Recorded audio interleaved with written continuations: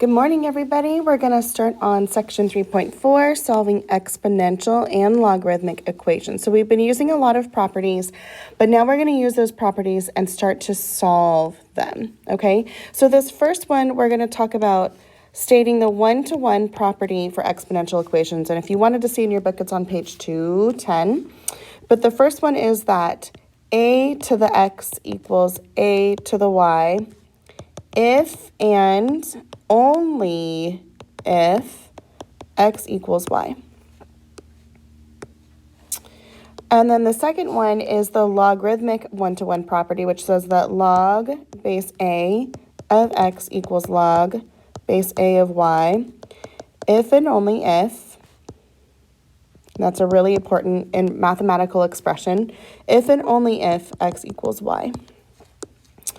And then it says state the inverse properties for exponential equations and for a logarithmic equation. So inverse properties say this: a to the power of log base a of x equals x. And the logarithmic property is log base a of a to the x equals x. And we've seen that one before.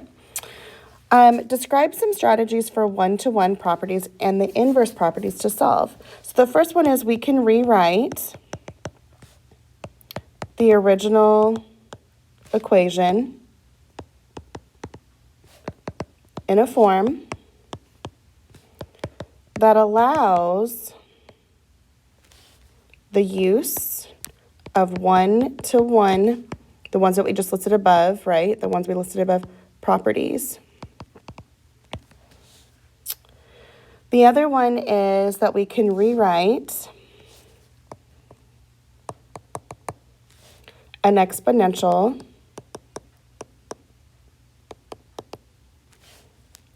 equation in log form and apply the inverse property that we wrote down earlier.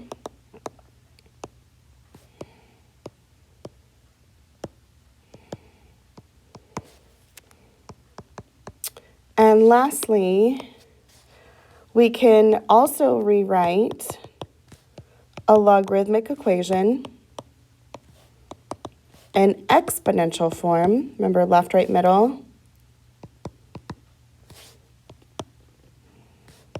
And then you can apply the inverse property of an exponential function.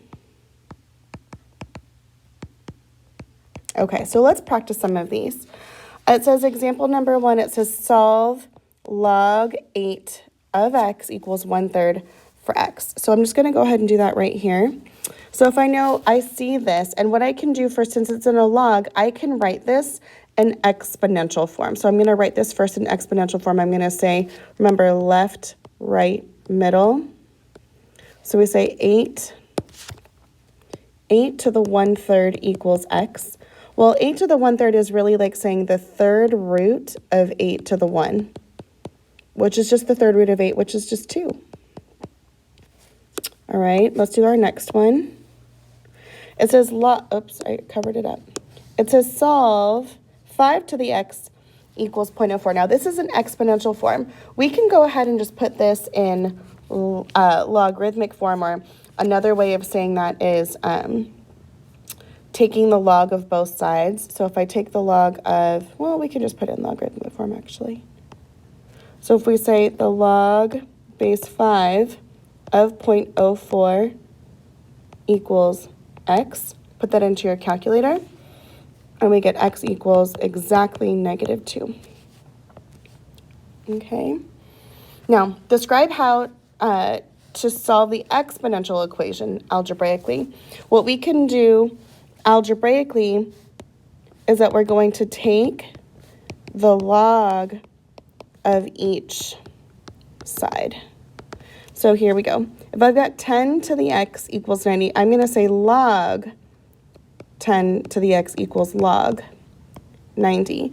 And what that does for us is it allows us to take that x out of the exponent and move it in front. So we end up with x times the log of 10 equals the log of 90. To get x by itself, we can divide both sides by the log of 10, common log. This cancels, and we get x equals log 90 over log 10. If you put that in your calculator, we get 1.954, and then it continues on. All right, example number 2.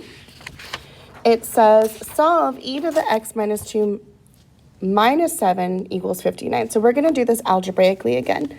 So to go ahead and do this, I'm going to go ahead and add 7 to both sides. This will cancel that out here. We have e to the x minus 2 equals 66. Now, again, we still have that x in the exponent. So we're going to go ahead and take the log of both sides. But because we see this number e here, I'm going to take the natural log of both sides. What that does is it allows us to take this exponent, x minus 2, in front. So we end up with x minus 2 times the ln of e equals the ln of 66. Now, to get that x minus 2 by itself, I'm going to move this up here. So we've got x minus 2 times the ln of e equals the ln of 66. Well, isn't the ln of e just 1? That cancels itself out. It just becomes a 1. So we end up with, x minus 2 equals the ln of 66. Add 2 to both sides. And if we take the ln of 66 and add 2, make sure to finish your parentheses when you take the ln of 66. And we end up with 6.190 when we round to the nearest third decimal. All right, let's go to this next one. Describe how to solve a logarithmic equation. So because we've got a logarithmic equation of log base 6 on both sides, we're going to use the 1-to-1 property of logarithms. And it says log base 6 of whatever this is equals log base 6 of whatever this is. We set them equal to each other. So because these are identical, we know this value in the parentheses have to be set equal as well. Well, we know how to do this as we've been doing it since pre-algebra, right?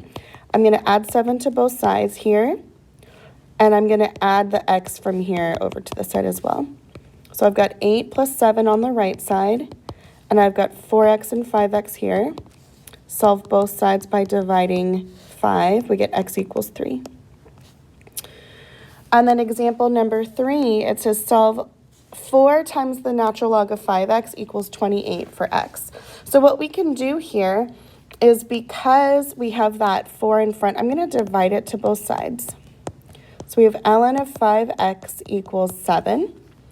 And then to get rid of that ln, what we can do is we can write this in exponential form. Another way of saying that is raising both sides by an e. So making both sides an exponent of e.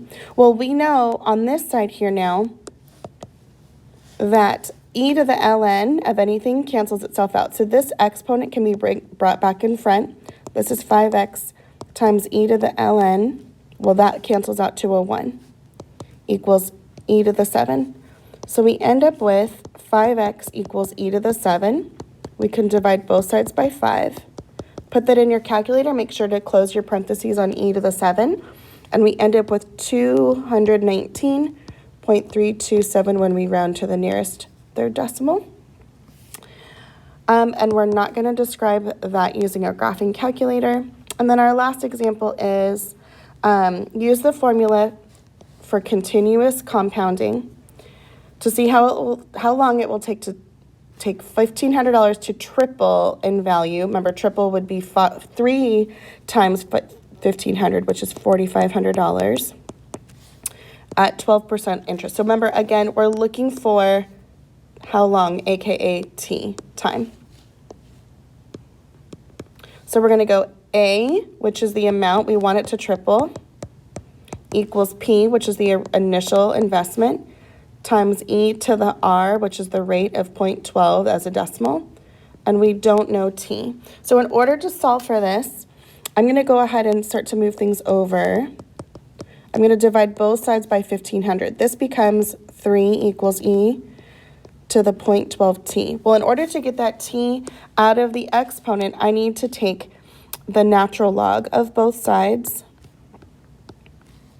And what happens here, ln of e cancels out, and we end up with 0.12t equals the ln of 3. And I can divide both sides by 0.12, and we end up with t equals ln of 3 over 0.12, which if I round to the nearest 2 decimal points, we get 9.16, and that's in years. So that's a way that we can really apply this to real world stuff that we use all the time, especially once you start making investments. All right, I'll see you back in class.